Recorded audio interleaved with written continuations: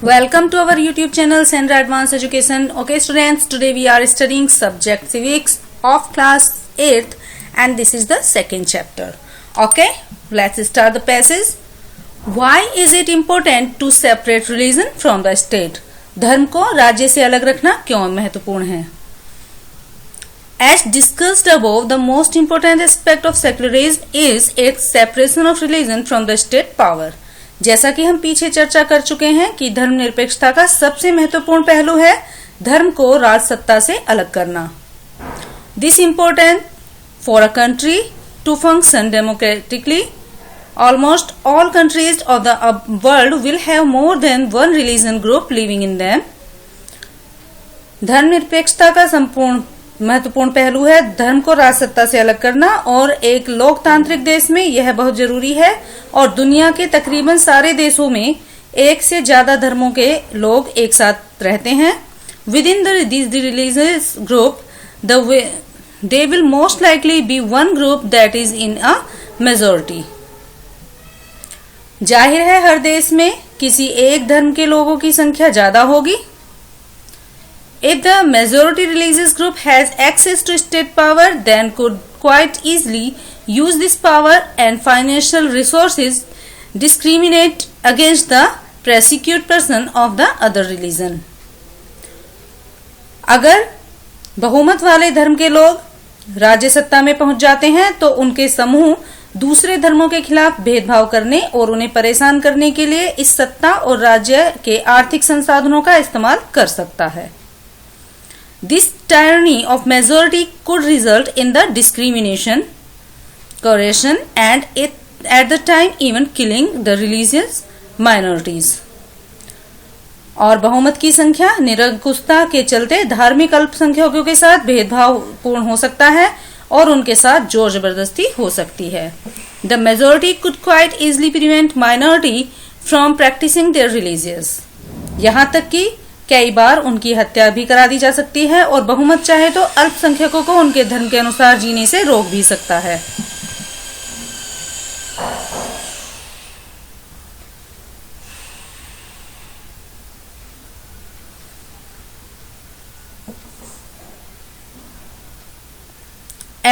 As from the domination based on religious is in violation of the right that a democratic society guarantees to each, even every citizen, irrespective of their religion. Therefore, the tyranny of the majority of the violation of fundamental right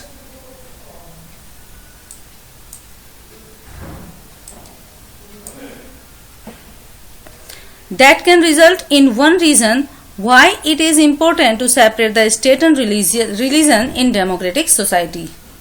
और धर्म के आधार पर किसी भी तरह का भेदभाव उन अधिकारों का उल्लंघन कर सकता है जो एक लोकतांत्रिक देश में नहीं होना चाहिए. Another reason that it is important to separate religion from the state in democratic societies is because we also need to protect the freedom of individual to exit their religion, embrace another religion and have freedom to interpret religious teachings differently. और दूसरा कारण यह है कि हमें धर्म को राज्य की सत्ता से अलग रखना चाहिए क्योंकि प्रत्येक समाज को यह अधिकार है कि वह अपने व्यक्तिगत तरीके से स्वतंत्र रूप से रह सके, अपने धर्म के आधार पर वो जी सके और उसको अपने धर्म का प्रचार करना या उसकी शिक्षा को फैलाने का पूरा अधिकार होना चाहिए. To understand this point better, इस चीज को अच्छे से समझते हुए let's take the practice of untouchability. You might feel that you dislike the practice with the Hinduism and therefore. और हमें ये बात भी ध्यान में रखनी चाहिए कि अस्पृश्यता का भी हमें समाप्ति पर ध्यान देना चाहिए और ये बात सबको अच्छी भी लगती है कि हमें किसी को भी छोटा नहीं समझना चाहिए. You want to try and reform however if state power were in the hand of those Hindu who support untouchability. और आपको ये समझने की कोशिश करनी चाहिए कि कभी भी ऐसे हाथों में राज्य की सत्ता ना पहुंचे जो अस्पृश्यता को पसंद करते हैं. Then do you think that would have an easy task to try the change this? क्या आपको ये आसान लगता है?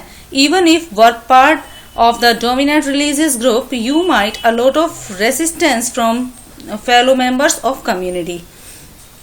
और आप इस बात को बहुत अच्छे से समझ सकते हैं कि समुदाय के लोग इस बात का हमेशा विरोध करते रहे हैं। These members who have control of the power might say that there is only one interpreter Hinduism that you do not have the freedom to interpret. बहुमत की निरंकुशता और उसके कारण मौलिक अधिकारों का हनन वह अहम कारण है जिसके चलते लोकतांत्रिक समाज में राज्य और धर्म को अलग अलग रखना बहुत महत्वपूर्ण माना जाता है।